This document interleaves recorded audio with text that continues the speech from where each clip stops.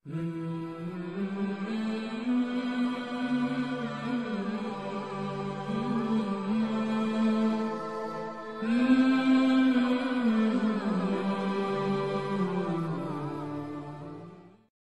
Bekr, prvak ovoga ummeta, pita Božji poslaniče, reci mi, kad budem na seždi šta da učim?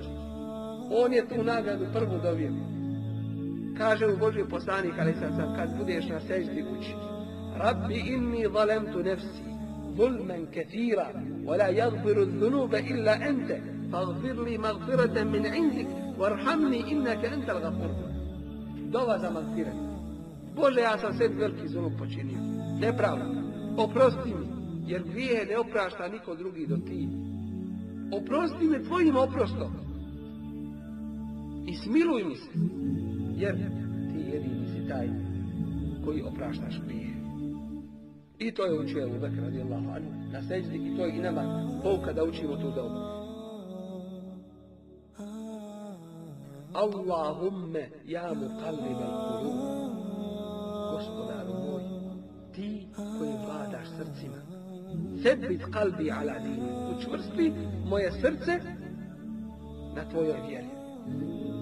Ili sebit qalbi ala ta'ati, učvrst moje srce na tvome itaatu, na tvojoj pokornosti.